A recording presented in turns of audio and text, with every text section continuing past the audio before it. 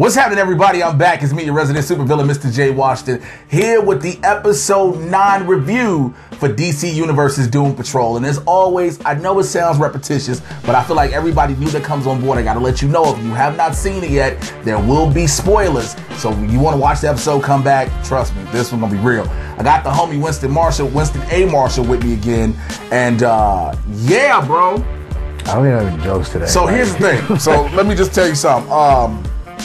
We joke and we clown every single episode because there's always something comedic about it. There's always something the two of us can naturally just bounce off each other with. And we love doing that. First of all, before I even go further, thank you to everybody who watches these. Thank you to everybody who sends the love in the comment section. I appreciate you all. You all don't know how much that means to both myself as well as Winston.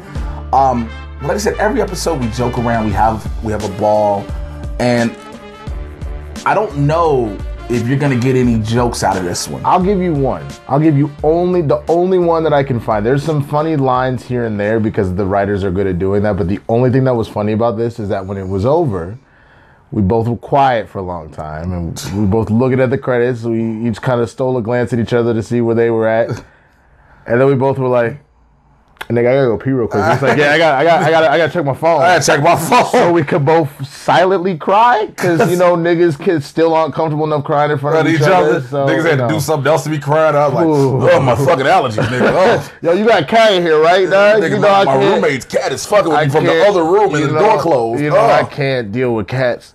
So that's about the only joke. And what's funny is that's not even funny. Like, that's not even funny. Niggas should be able to, like, deal with their emotions and shit. But my each other? So if I just start crying in front of you, nigga, what you just gonna console me? I'm gonna be like, yeah, alright? You ain't even gonna console a nigga though. It's 2019, man. We gotta stop slapping niggas. Stop being a little bit like, we ain't gotta do that. Like, that's too much. What if it's serious? If you crying because you like, the nigga still ain't saying if you gonna console me yet.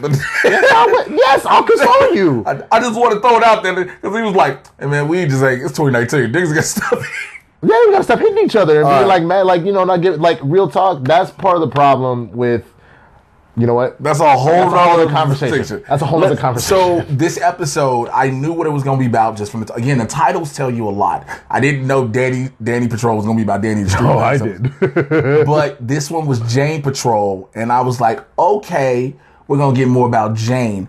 And especially after what happened in the last episode, I was like, let's see where this goes. But it started out in Arkansas, 1957, which, by the way, I need somebody to tell me this. This is one thing that I might joke about. None of them have aged. Oh, but that makes sense. Well, I can understand Larry with the negative spirit. And I can also understand and Rita with the ability to keep I also understand Cliff because Cliff is a robot. And I also understand Jane because she has 64 powers. Okay, so that was what all of it makes sense. Okay, the Jane one was the only one. But I'll buy that because she literally has 64 powers. So somebody in there maybe has got regeneration or something. That makes sense. Okay, so cool. I just wanted to establish that. For sure. But we start off seeing a little girl putting a puzzle together, right? And you hear a voice say, Kay. And I was like, oh, that's the girl. That's Jane Major. You know what I'm saying? That's the body. That's the entity. That's not even the entity. That's the person. You know, that's the person itself. And then you see a dude come in and say, Kay Olivia, come on, give me a hug. And she's like, I'm finishing my puzzle. And he's like, don't keep daddy waiting. And it's real creepy, first and foremost, how he says it. And then he gives her the hug, and it's just instant. You know what the fuck is going on. First and foremost, I know I say first and foremost on a lot of shit, but let me say this right now. As a father of 2, I have a 15-year-old son and a 5-year-old daughter. My daughter is the light of my life. My son makes me more proud than anything else in this world. I don't understand how a parent can do that to their child. I fucking don't. I haven't been blessed to have kids myself, but I'm an uncle 15 times over, and it's the same thing. I don't understand what sick son of a bitch could ever do that to not only an innocent life, but one that you call your own. That's like that is that is your progeny. That's your blood. That's your life force. Like, how could you ever do something that fucking dark? But you know. So as we flip from that and we see, because remember the last episode, the last scene we saw is Karen being dragged into a spot you didn't know, but you pretty much assumed it was the underground. And you didn't know who was dragging her. We open it up and we see a presence, a physical body dragging her. It's a bald-headed female figure, and it says Hammerhead. So all of a sudden, I'm looking at the list, I'm like, oh, we're going to get the actual physical manifestations. Which I got confused for a second because I was like, well, why don't they all look like Jane? But then that was the thing that I thought was brilliantly done, is the fact that that's the thing. They're all individual people. They're literally, it's not just Jane. Jane is maybe one other person, if that. But it's not, Jane is the driver, the conductor for the train to take them up. Which, okay, we're going to go through all of these so real quick. You see all these different ones. So Hammerhead is dragging Karen. You see then, and they label them all. You you put them in order? Yeah. Oh, you were better than me. I just wrote them That's what I was trying to do. So we got Kit with the can stick. We got Scarlet Harlot. We got Lucy Fugue. Which, by the way, sorry to cut you off, there are certain personalities we've seen throughout the show already. So remember that. Again, Hammerhead we've seen. But there are other persons. Remember, there's 64 of these. So we haven't seen all of them. And we don't even see all 64. Right. And we've been introduced to some newer ones. So right. There's one in between that I'm sure we missed. But we also got Silver Tongue. We had Jill and Irons. We had Mama Pentecost, which Mama Pentecost was pretty dope looking. Yeah. The nun, who was kind of bloody and had a chainsaw. You had Pretty Polly. You had Flit, Baby Doll, the secretary. And that was it in the council of personalities at the start. Right. We do see some others throughout. We see Driver 8, Penny Farthing. You don't have Driller Bill. Do you have Driller Bill? Later on. Yeah. So we see Penny Farthing. We see Driller Bill. Let's see. We see the sisters. We see Jack Straw, Miranda, and Black Anise. And we'll get to it as we get to it. So those are all the personalities we have in there. And ultimately Kate. But Kate we only see as a child. So at point, like, they're all pissed off. So they're basically about to whoop the shit out of Karen, and they put Karen in a prison that we don't know about. But then in comes Jane. And they're all basically telling Jane, what are you doing here? Like, you need to be up there. Up there being the personality in charge right now. Like, without you being up there, they even said it, you're the primary. So they're like, without you being up there at least, or somebody, everything's blown off. Everything's out of harmony, and it's a discord with everything. And it's just interesting. You see how the personalities interact with one another. Right, exactly. So essentially after this main council convinces Jane that she has to go back, she's on the train, which the train, obviously the underground, this is a metaphor for how you get back and forth from the underground to being the main personality at the time. There's a personality, Driver 8, who looks exactly like Jane. She's in charge of actually driving the train. She's the conductor to the train. Never been up top before. She's just in charge of shuttling people back and forth. So they have a conversation, and Jane's like, oh, I see this emergency brake. What would happen if we pulled that? And Driver 8's like, I don't know. I mean, I guess the train would just be broken until I fixed it. Well, I think Driver 8 knew exactly, she knew exactly what it was, but none of the other personalities had probably ever asked her to. My guess would be it happened once with Miranda, which I can see Miranda. We'll get to in a little bit, but it was one of those things where Driver 8 was like, all right, Jane needs a minute, so I'll give her a minute. And then Jane goes into this like Meadowland area with these pretty little flowers, and there's like a cabana in the water in the lake, and along comes another personality, Penny Farthing. That's the one we didn't. Well, if you just added it later, but Penny Farthing comes along. And Penny Farthing, if you remember, is the personality we saw when Jane and Cliff were in Nurnheim. Mm-hmm. That's Penny Farthing. And so Penny's about to have a picnic here, and she's like, I don't know what this is. Jane's like, what is this place? Penny's like, I don't know. It's just a memory. Right. So Jane now is on this hunt to figure out where this memory is.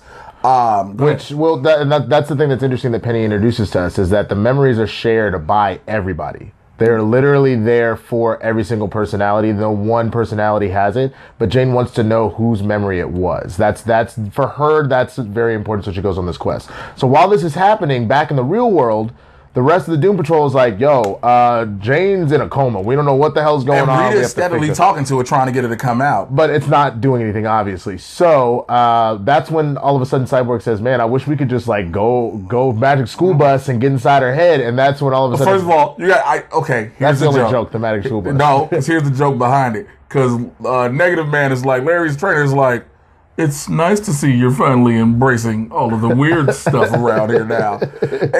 So then when he says go in her head, everybody's looking around. Right, how the hell are we going to do that? How are we going to do that? And the negative... Well, before that happens, Larry goes, that's stupid. Nobody can... Right. He's like, that's stupid. Nobody can poop. And here come the negative spirit. Like, can't nobody do what? And the most interesting person goes in there and he touches Jane's head and Robot Man's head. And I won't say Cliff. I didn't say Cliff for a reason. Because he touches the head and the next thing you know, we see Robot, from the distance, from a silhouette, you see Robot Man walking. But as you get closer, it's actually Brendan fucking Fraser. So he is actually manifested into Cliff, which actually makes a lot of sense. Because if you remember, it's funny that we keep tying back to, Paw Patrol was the follow-up one. What was the first one? Doom Patrol? That was a therapy episode. No, not that one. I'm talking about the Nernheim episode when we got the Deconstructor. What was the episode before that called? So Paw Patrol was part 2. Oh, okay. I don't remember. Fuck. It doesn't matter. The point is from those two, from the Deconstructor episodes. Remember, at one point, like the Archon says, "This is what you actually are," and so they show the picture of little baby Kate, and they show the picture of Cliff's brain, and essentially, what are they actually? Kate is actually who Crazy Jane and all of the personalities really is this small child that really never evolved. And Cliff is a brain. So Cliff still sees himself as a human man. He sees himself as Cliff and not Robot Man, which is important.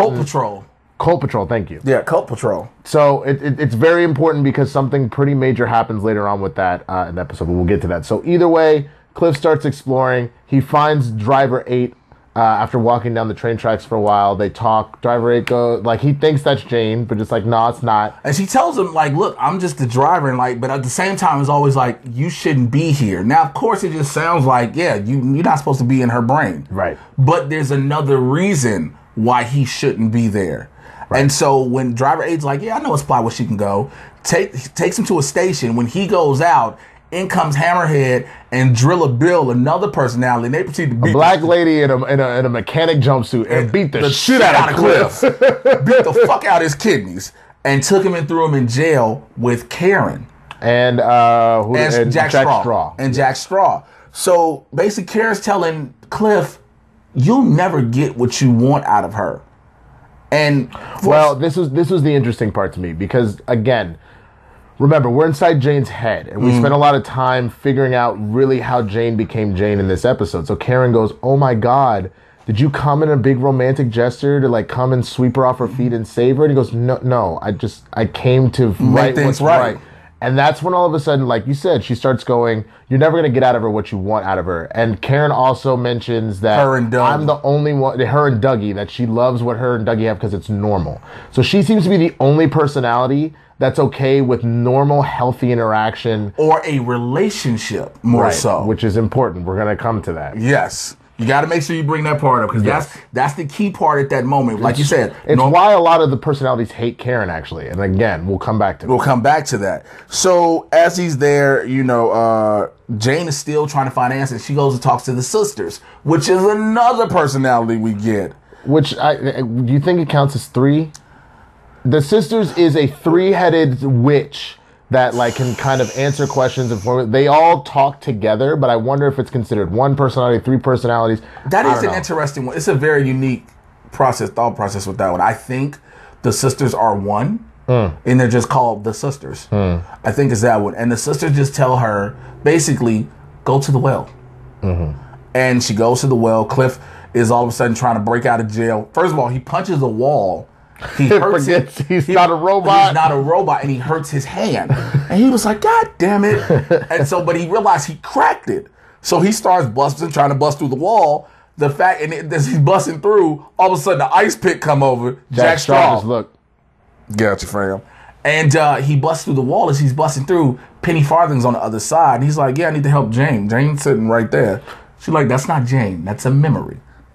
Exactly. So from that point, the only other, I guess, joke we can find right here is then at the very end when Penny's trying to help Cliff get out, he hits with one of these. He's like elbowing the wall like this and shit. That's like, well, that's what you would do in that situation. You want to make some shit quicker, you know, or you just back up 3 feet and charge the fuck out of it. I mean, that would have only made sense. It would have worked. It would have worked. But either way, Cliff and Penny are now walking through. Penny is giving, Cliff some more facts about kind of how stuff works down in the underground and whatnot. And eventually they come to... So, they go to Miranda. They go back to Kate they have to go through so the fastest way through confusing. It's very confusing because a lot's happening, but the fastest way through the underground is through memories. And so they happen to be going through a memory of Miranda. So Cliff goes, I don't know that one. Who's that? And she goes, oh, that's Miranda. She used to be a primary, but she's not anymore. She's like, not anymore. Now keep that in mind. Go ahead. And you go, so teacher's like, Kate, and it's like, my name is Miranda. And it's like Kate in the class. In the classroom. So it's a memory, remember. So this is she's maybe 12 at the time, 13. Yeah. Teacher's yelling Kate, she goes, my name is Miranda. So already she has broken. She has had a psyche break, but nobody has noticed. Oh, we missed another memory before of when Jane was out and was playing with a puppy. She was playing with a puppy and got taken back to the sanatorium. And at one point it's 2 male guards that come to get her. One grabs by the arm. She's like, "Don't fucking touch me." But it's normal. We see that always with Jane. Now remember, anytime somebody touches her, especially a dude, it's always don't fucking touch. But see, what's funny is she does. I noticed this because I started thinking about it. She doesn't do that with women. She's still. And that's what I said. She'll still pull away, but she yells, "Don't fucking touch me" to every man. That's what I said. Yeah. No, I hear you. I'm just saying that like she really like. Anyway, it's pretty much what you said. Yeah. I apologize. When we get through the Miranda memory, Penny says, don't look, we're about to pass through a station. So each of the personalities has their own station or like essentially home where they used to live at. When Cliff goes through, he closes his eyes at first, but he opens it up and there are dead men everywhere, just hung left and right. And Cliff is starting to freak out. You don't know what the fuck is going on. Penny was like, I told you not to open your fucking eyes, which again, we're going to get to that. So now Jane makes it to Black Anus. Anus. All right. Anus. All right. Look, I'm sorry. I don't know how to fucking pronounce that shit. So we get to... I'm sorry. This is a serious episode. Look, man, it's a mispronunciation. I didn't do it on purpose. So it gets there. Okay. Tells Jane to pass, go on to the well. Like, it's fine. You're allowed to pass through. Now, as Jane goes off, eventually we get Penny and Cliff, and Penny goes, I'm not going any further. And Cliff goes, well, why not? And she goes, I've made my thing. I don't go into the darkness. That's not my job. There's nothing there. Also, she says, why don't we ever see, Cliff asks, why don't we ever see Miranda? Miranda jumped into the well. She couldn't take it anymore. Right. So basically, one of her personalities killed himself. Right. Hence why her station is full of death. Yes. So we actually we start talking, and one of the things we find out, even before that, is because so basically, Cliff is still walking with Penny Farthing, and one of the things that he's told, or was it with Karen, that he's told the reason why everything's crazy because the reason everything is really messed up is because he gave Jane hope. I think that was with Hammerhead. I think it was when Hammerhead was walking into jail. Oh yeah, earlier. You have to include that they told Cliff, because it's confusing a lot. Now you'll go all over the place because of all these different personalities. But Hammerhead told Cliff, you did the one thing you couldn't have did. You gave Jane hope.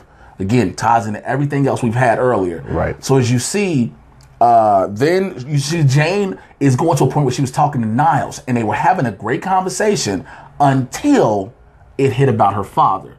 And then she was like, I don't fucking want to talk about that. And Niles is like, yo, we're having a great conversation. We're breaking through. We're doing these things. And she snaps out. And so that's the last we see of it until we see Jane go into a bedroom with Kay sitting down doing the puzzle. And the puzzle is almost complete.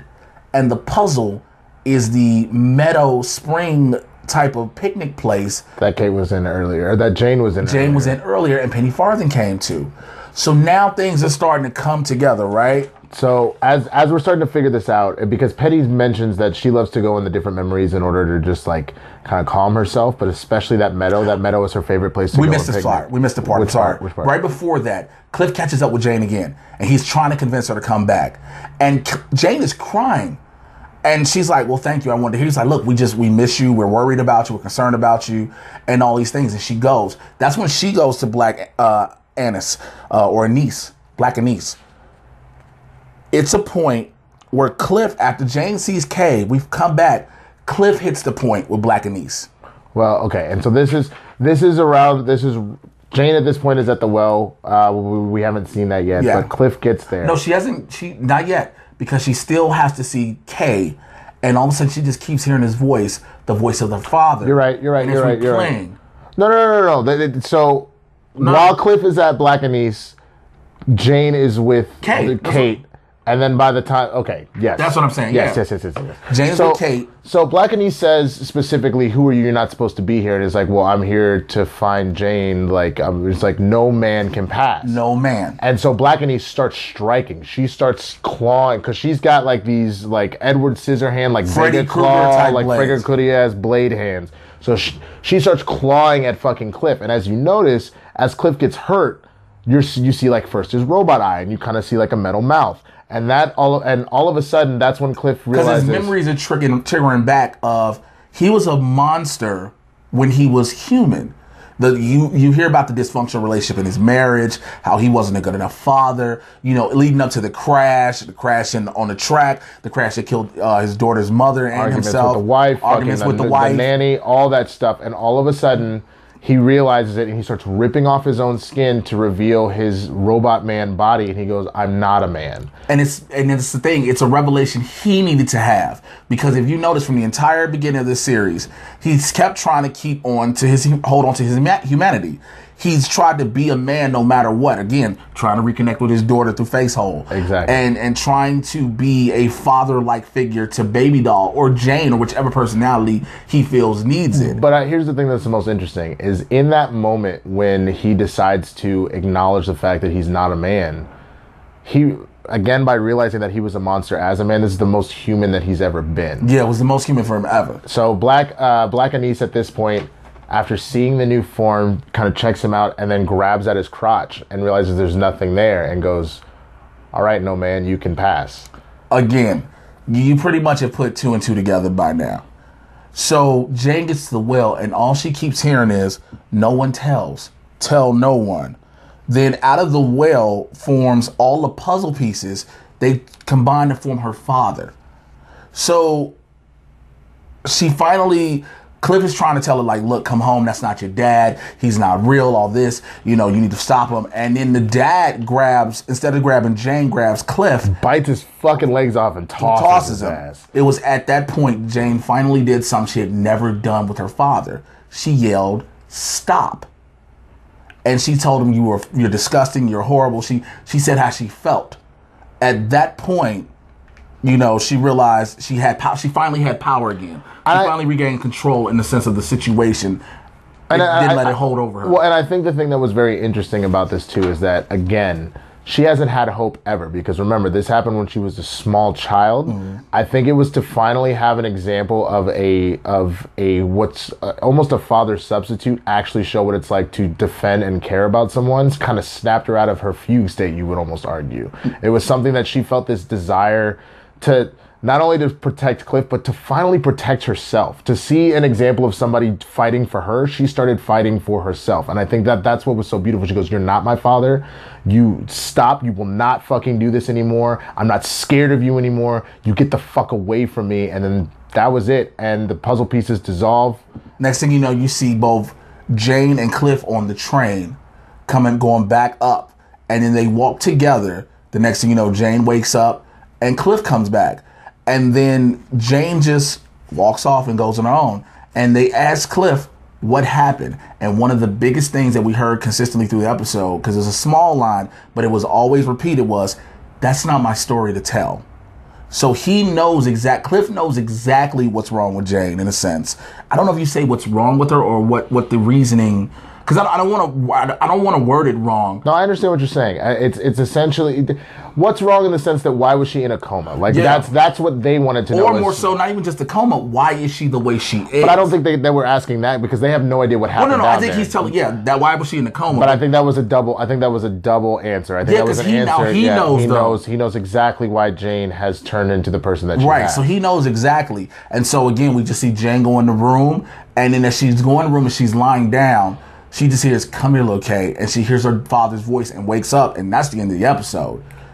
This shit was so deep because, again, as we said in the beginning, and I apologize for all of the back and forth and twists and turns, but I think it's kind of good I had to say that because it's what we've been told the underground is. Right. We've been told the underground is here. It's confusing. It's all over the place. It's full of depth. And that, what I think is very interesting about that is when you just think about human psychology and everything, the human brain is very vast, it's very deep, it's very fucking crazy.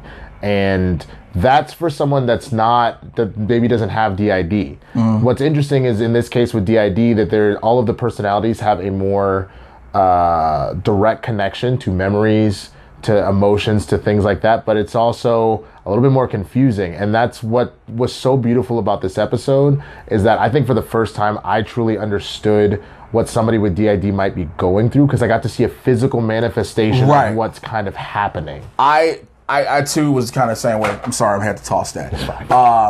I too was kind of the same way because I've heard about it so many times, not just seeing it in movies and on TV. You hear people who are literally disassociated from reality because of different personalities that are taken over. And some people just look at them as quote unquote crazy, and they're not. And there's a reasoning why these personalities came to be who and what they are. Right. And we start to see some of that again. The badass that she needed to be is Hammerhead. Kay is still in there to an extent, and that's the form of baby doll. The one that protects her from any dude. No man will ever touch her. No man to come close. Now, that's why she's never had a relationship with a man, is Black Anise. And that's why the one with Karen is the only one that's desperately trying, because she's obsessed with 90s rom-coms and love and romance. She mentions it again, and we said that earlier, that I'm the only one that's willing to try and be normal. And by normal, have a normal relationship with a man. But again, all the other 63 personalities don't want that. They hate men. They hate the idea of it because of everything that's happened to them. So it was such a well done piece. And I'll say this about the episode and about this show that I think really bothers me. I think anybody watching this, I'm legit. I want to start a campaign for Diane Guerrero because she has done such a phenomenal job with this character, and I feel just because of the platform, like DC Universe is super dope, but it's not big enough yet. I won't even say that. It's because it's a superhero show. I would. When was the last time we heard of superhero shows being nominated for Emmys?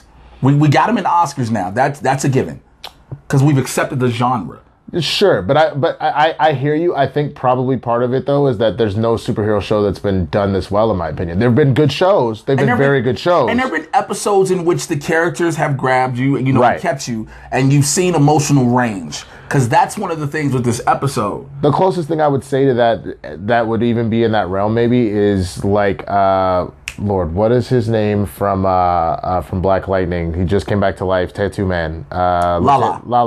Lala might be the only one that I can think of for the same kind of range of like shit going on. But other than that, that's kind of why. Superhero shows are very, very good, but rarely are you getting so in-depth. And they're so cookie cutter. Right. As to what they are. You know what I mean? But this one doesn't have that mold. My apologies, by the way. You're fine. So go ahead and say about your campaign. No, so I want to start a campaign for Diane. I really want, I would love for her to win a goddamn Emmy, but at the very least, be nominated. I want her to be nominated because she fucking deserves it. Like, she is so good. It is, there's a treat. We both are actors as well. You hear everybody who lives in Los Angeles say, "Oh, I'm an actor."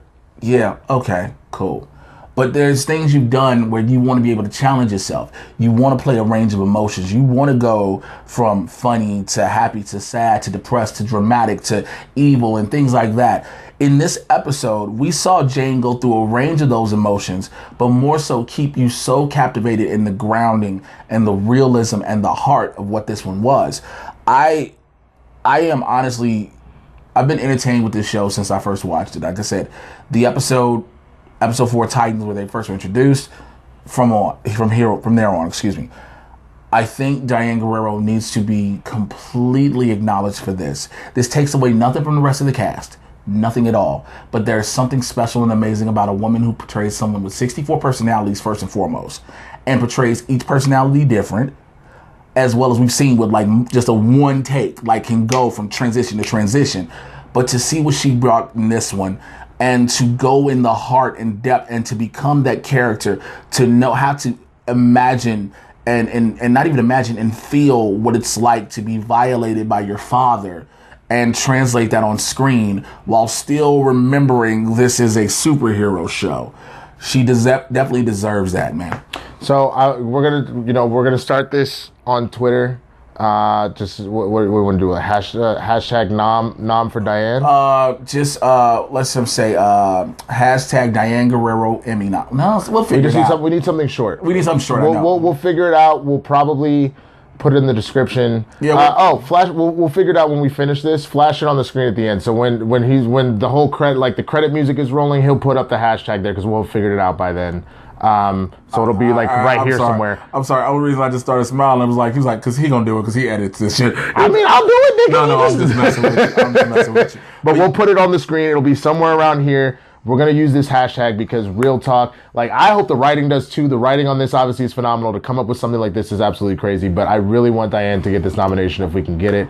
So please do that. Every episode now, we've gotten more and more in depth with each character on top of continuing the main storyline. And this is the first one, the very first one where the main storyline is not a factor at all.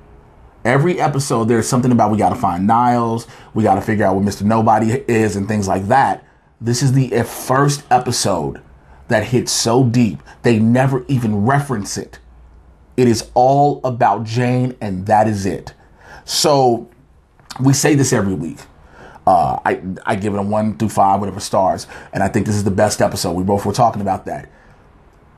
This is the best episode because, again, the show continually just increases and inclines, and it goes up and up and up.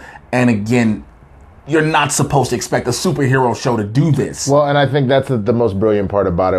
Instead of giving it a rating, I think the thing that I want to acknowledge about Doom Patrol for sure is you're dealing with misfits, monsters, superheroes, all sorts of stuff, and I feel that this is probably the most human show on television right now. Like, I mean, the fact that we're dealing with DID, the fact that we were dealing with like identity and homosexuality and queer identity and all that last week, the fact that you were dealing with who are we as a real person with Rita, like this every single episode is about humanity. And more so than a lot of shows are doing right now. But that's why, because they're doomed souls. Right. So I just want to bring it in. Go ahead. Hey, that's a good cap. End it on that, man. So that's, let us know what you think in the comments below. I really am normally all giddy and happy and stuff like that. Again, it's just, this is a more serious episode.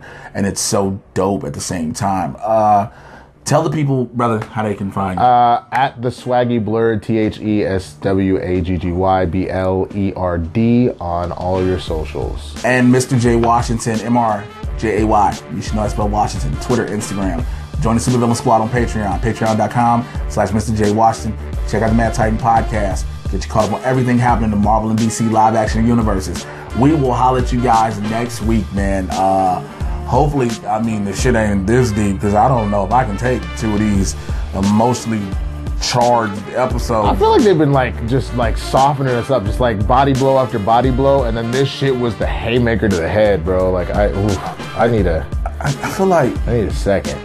I need a moment and shit, man. So I don't. Hey, go see Shazam. That's also DC, and that's a lighthearted movie. That's fun. That might help. It's evil parts in Shazam too. There's some dark ass shit. Damn, the murder. Like, you know what I'm talking about. You know the murder I'm talking about. Murder happened. All right, we out of here. Peace.